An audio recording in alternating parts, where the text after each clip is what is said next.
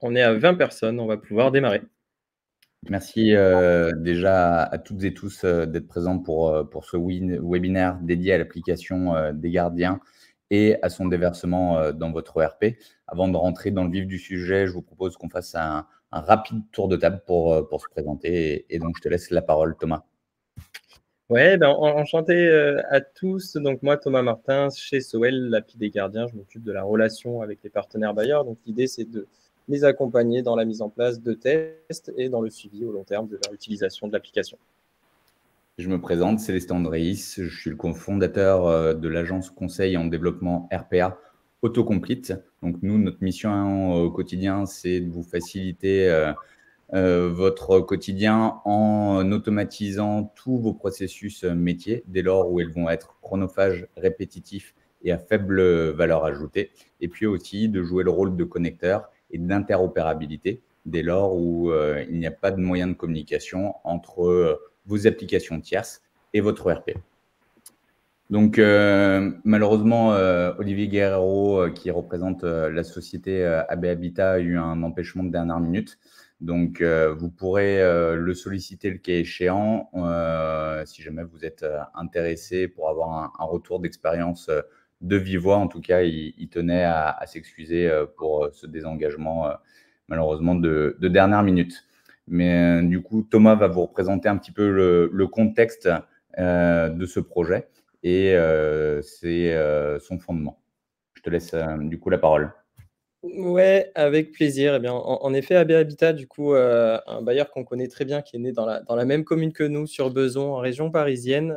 C'est un bailleur qui a un atout majeur parmi d'autres, c'est sa présence sur le terrain en termes de proximité, avec une centaine de gardiens, d'employés d'immeubles, qui du coup, d'un point de vue humain, font et faisaient très bien leur métier.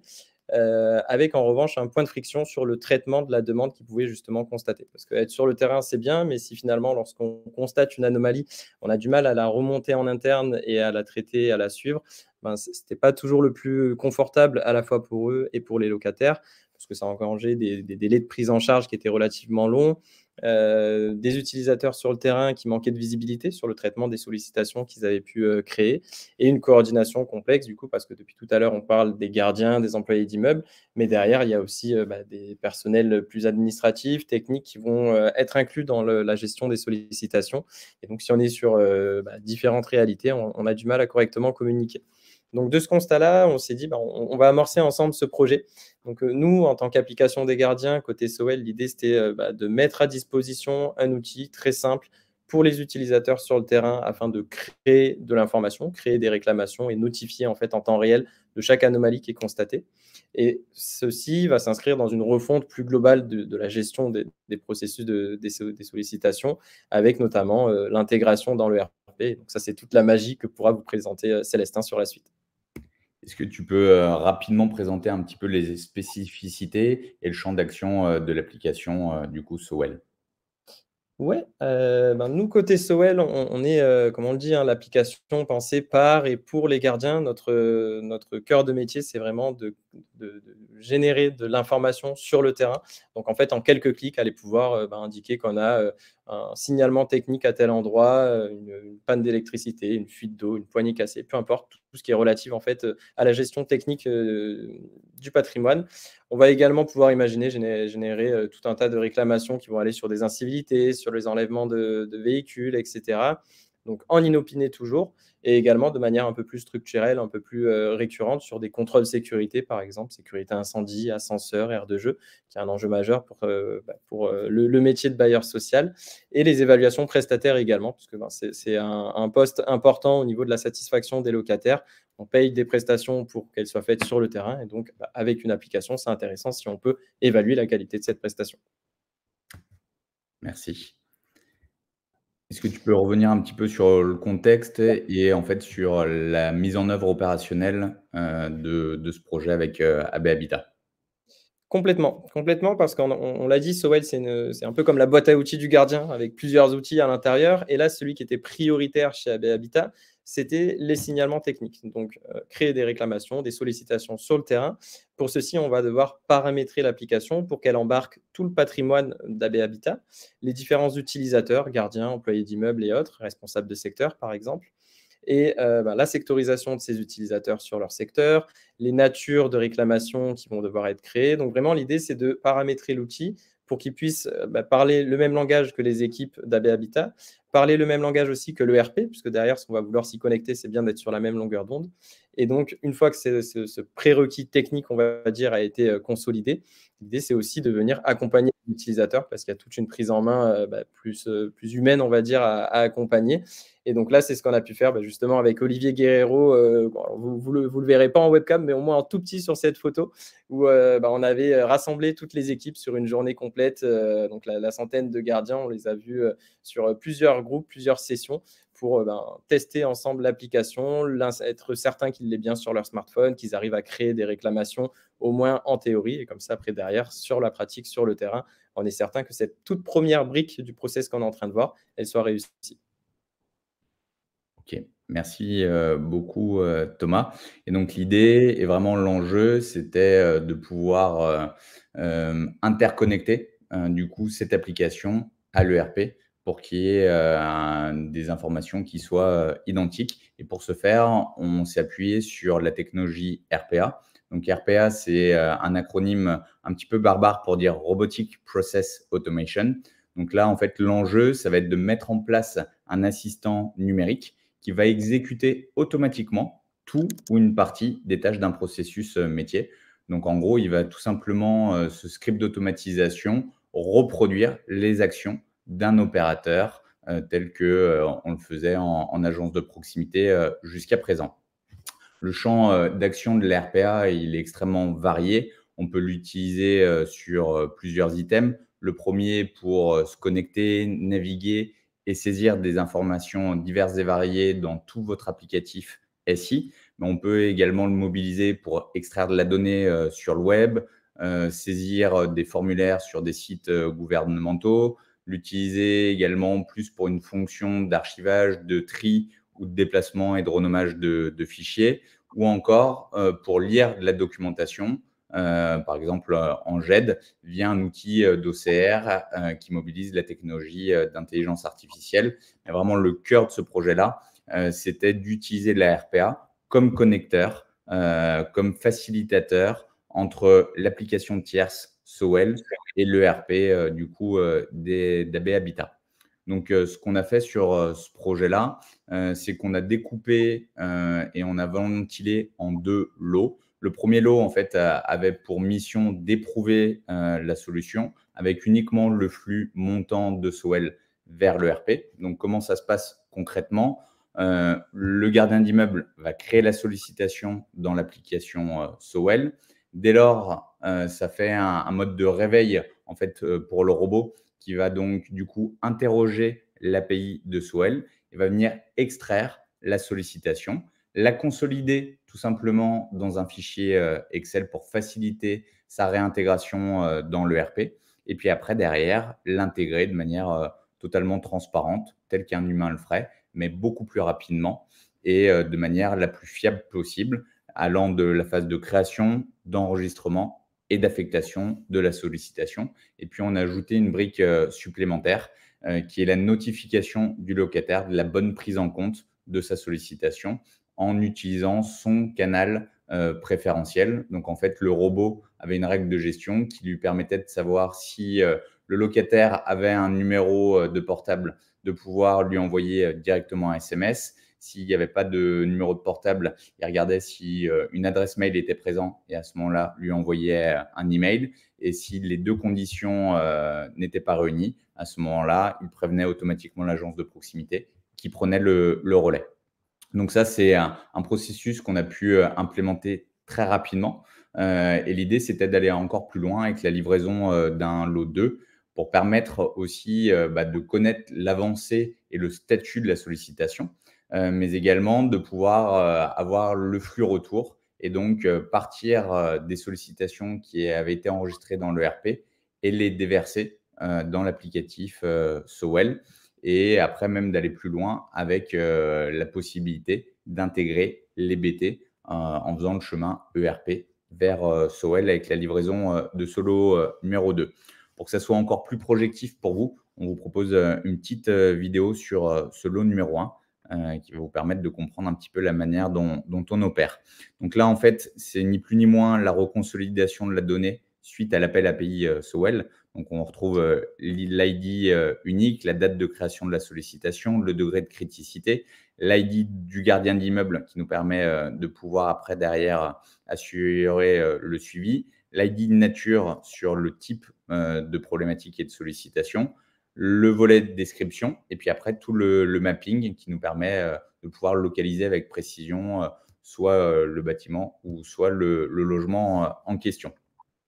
Donc ça, c'est toutes les informations qu'on reçoit et qu'on va chercher sur l'API de Sowell. Et puis après, derrière, vous allez le voir, comme un humain, le robot s'exécute, va se connecter à l'environnement Prem avec ses propres comptes de service. Donc, on a vraiment tout l'historique sur chacune des actions qui sont réalisées par le robot sur l'ERP.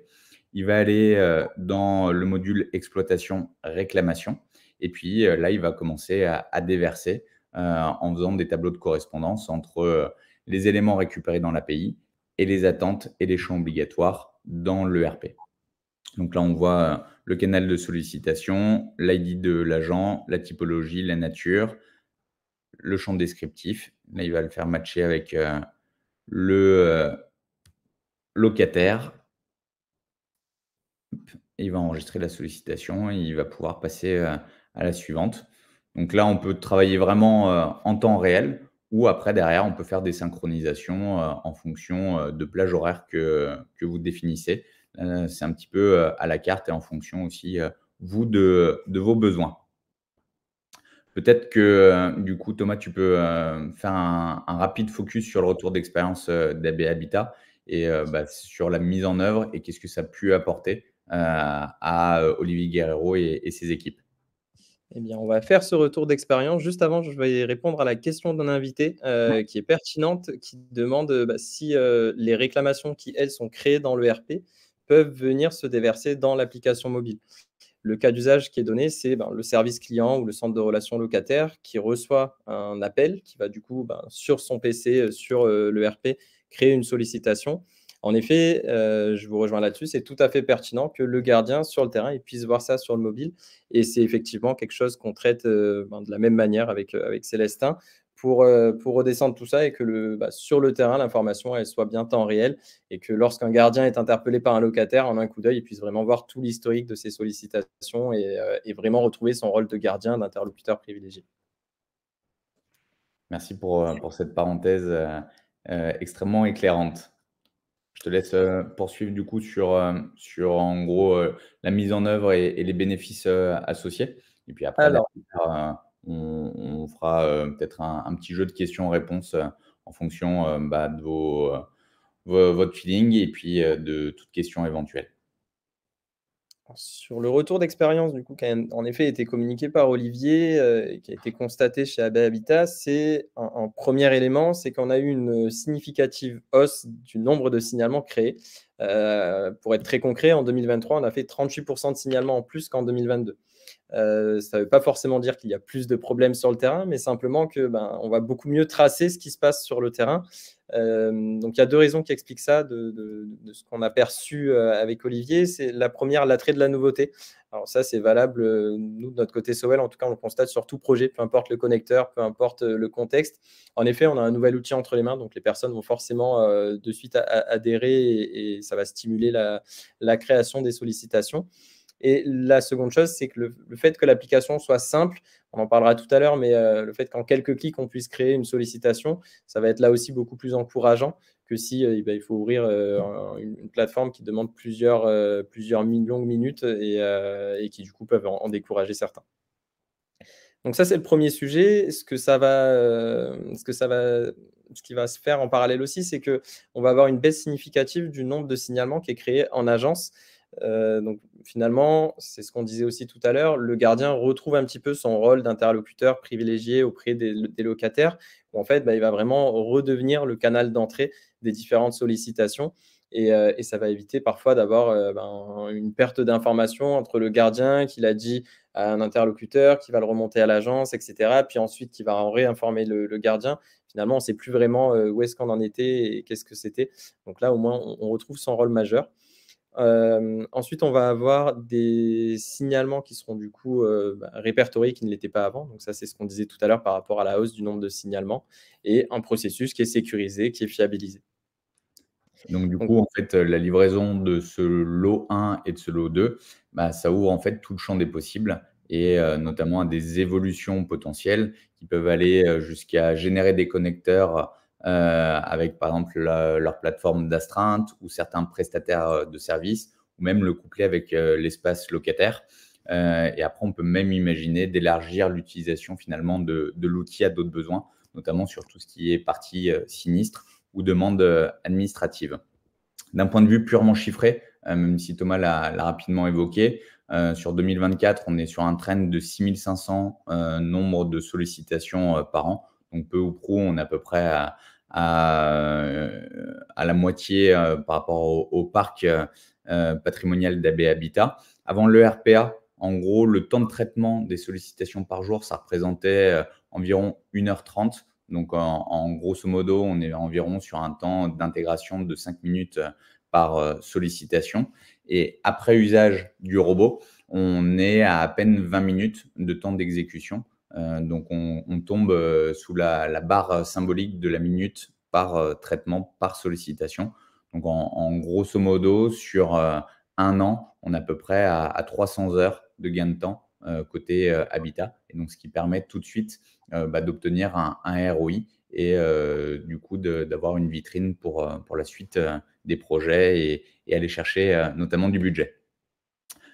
Sur cette slide-là, qui sera la slide de conclusion, Thomas, est-ce que tu peux expliquer un petit peu les grandes étapes et notamment la mise en œuvre du lot 2? Ouais. Alors, ce qu'on a fait ici, c'est qu'on a illustré ce qu'on était en train de se dire.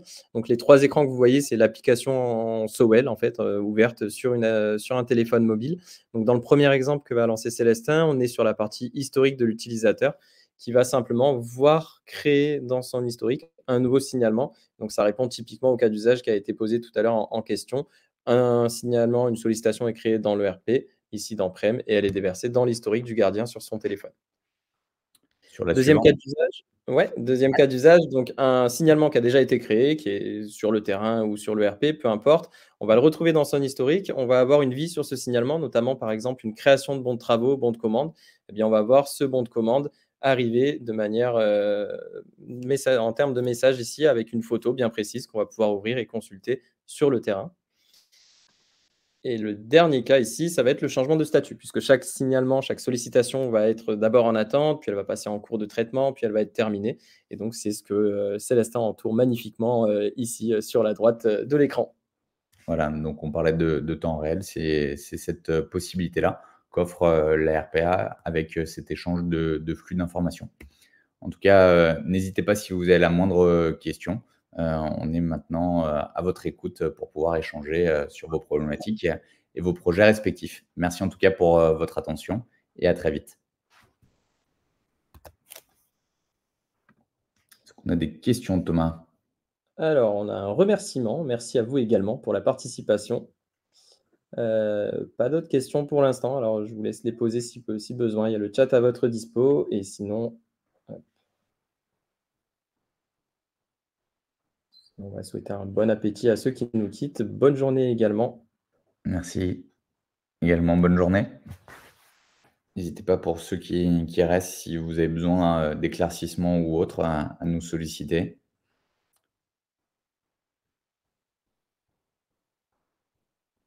On va attendre quelques minutes avant de clôturer ce chat.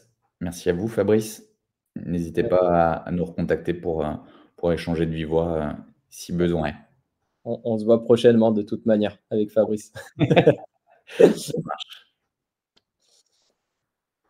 Mathieu, 17h. Moi, Peut-être mardi 17h, ouais. J'ai plus le créneau exact en tête. C'est un nom de code, Mathieu. Ouais, voilà, c'est une opération top secrète.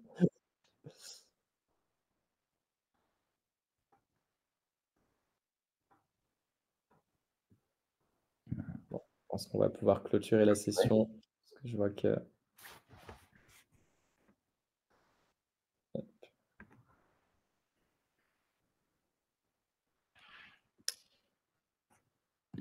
Je stoppe l'enregistrement.